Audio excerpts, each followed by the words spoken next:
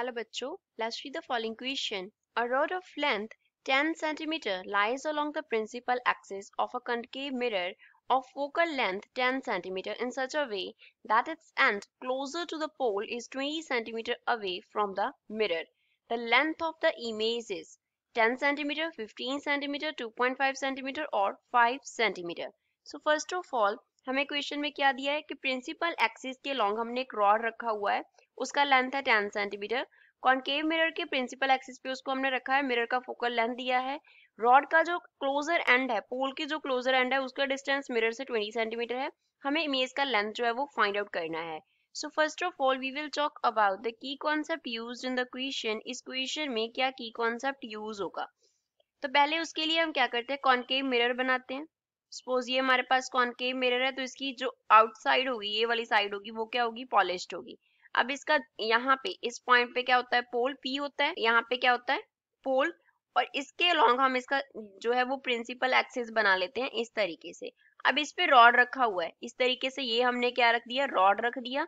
ये वाले एंड को हम क्या कंसिडर कर लेते हैं, फर्स्ट एंड कंसिडर कर लेते हैं, जो एंड जो है वो मिरर के क्लोजर है. इस एंड का मिरर से डिस्टेंस जो है वो हमें कितना दिया है, 20 सेंटीमीटर दिया है. रॉड का जो लेंथ है वो हमें कितना दिया है, 10 सेंटीमीटर दिया है. तो अगर हम सेकंड एंड की बात करेंगे तो सेकंड एंड का जो डिस्टेंस है मिरर से वो कितना हो जाएगा, 20 प्लस 10 दैट इज 30 सेंटीमीटर हो जाएगा. तो हमें क्या करना है, इमेज का लेंथ जो है वो फाइंड आउट करना है. फोकल लेंथ एफ का जो वैल्यू है वो हमें 10 सेंटीमीटर दिया है, तो 10 सेंटीमीटर हम क्या लेंगे, नेगेटिव लेंगे. According to the sign conventions concave mirror के लिए हम फोकल लेंथ नेगेटिव लेते हैं, क्योंकि फोकल लेंथ को इस डायरेक्शन में हम मेजर करेंगे और इंसिडेंट रेज किस डायरेक्शन में होंगी, इस डायरेक्शन में होंगी. ऑपोजिट डिस्टेंस टू, अगर हम opposite direction to incident rays measure करेंगे तो वो क्या होगा, हमारे पास नेगेटिव होगा. सिमिलरली यू का वैल्यू जो होगा हमारे पास वो हम क्या कंसिडर करेंगे, नेगेटिव कंसिडर करेंगे. U represent here object distance होता है हमारे पास. तो इसमें हम अप्लाई क्या करेंगे, मिरर इक्वेशन अप्लाई करेंगे, मिरर फॉर्मूला. तो मिरर फॉर्मूला के according 1 upon v plus 1 upon u is equals to 1 upon f होता है हमारे पास. v जो है वो क्या रिप्रेजेंट करता होता है, इमेज डिस्टेंस को रिप्रेजेंट करता है. अब हम क्या करेंगे, पहले फर्स्ट एंड का इमेज देखेंगे कहाँ पे बनता है, देन हम सेकंड एंड का इमेज देखेंगे कहाँ पे बनता है, देन उन दोनों डिस्टेंसेस को हम सबट्रैक्ट कर देंगे तो हमारे पास इमेज का लेंथ आ जाएगा. फर्स्ट एंड की बात करते हैं पहले. फोकल लेंथ जो है वो दोनों ही केसेस में क्या रहेगा, 10 सेंटीमीटर रहेगा.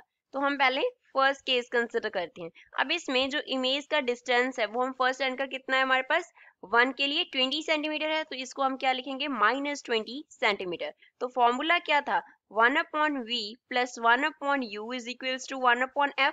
तो यहाँ से हम क्या लिख सकते हैं, 1 upon v is equals to 1 upon f minus 1 upon u लिख सकते हैं हम.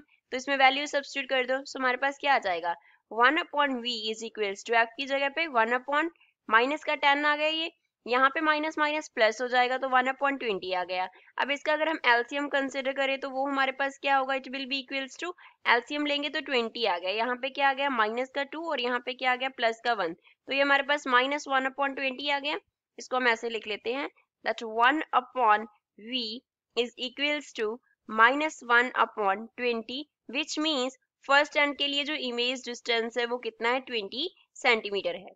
अब यहाँ पे जो हम फर्स्ट केस की कंसिडर कर रहे हैं बात, तो u1 एंड v1 कंसिडर कर लेते हैं. तो यहाँ पे v1 एंड u1 आ जाएगा, यहाँ पे v1 और यहाँ पे v1 आ गया.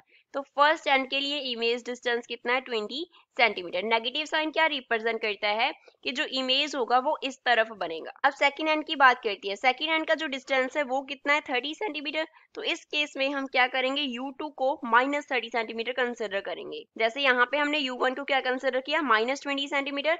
अब हम सेकंड केस कंसिडर कर रहे हैं, यहाँ पे हमारे पास u2 का वैल्यू सेकंड एंड का जो डिस्टेंस है वो कितना आ जाएगा, -30 सेंटीमीटर आ जाएगा. तो फॉर्मूला में फिल कर दो, 1 अपॉन v किसके इक्वल है, 1 upon f minus 1 upon u के इक्वल है. तो इसमें फिल करेंगे 1 अपॉन, इसको v2 कंसिडर करो, इसको u2. तो 1 upon v2 is equals to, यहाँ पे कितना आ जाएगा, -1 अपॉन 10, माइनस माइनस यहाँ पे प्लस आएगा तो 1 अपॉन 30. जैसे हमने प्रीवियस केस में सॉल्व किया था, 1 upon v2 is equals to, LCM ले लेंगे 30 आ जाएगा, ऊपर आ गया -3, यहाँ पे आ गया +1.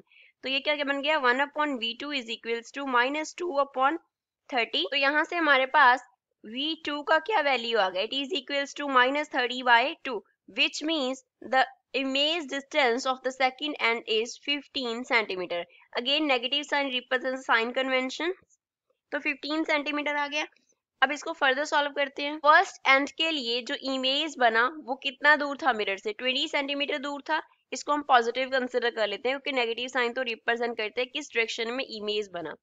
तो V2 जो है वो क्या हो गया हमारे पास 15 सेंटीमीटर हो गया। तो दोनों एंड का जो इमेज है उनके बिटवीन डिस्टेंस कितना है, V इज इक्वल्स टू, यहाँ पे V नहीं हम L2 कंसिडर करेंगे और L we can say length of image. तो 20 centimetre minus 15 centimetre that is equals to 5 centimetre. तो लेंथ ऑफ इमेज जो है वो हमारे पास कितना आ गया, L is equals to 5 centimetre. तो ये हमारे पास इस क्वेश्चन का फाइनल आंसर होगा। तो फाइनल आंसर कितना आया 5 सेंटीमीटर। तो गिवन ऑप्शन में से डी इस क्वेश्चन का करेक्ट आंसर है। I hope you understood well. Thanks.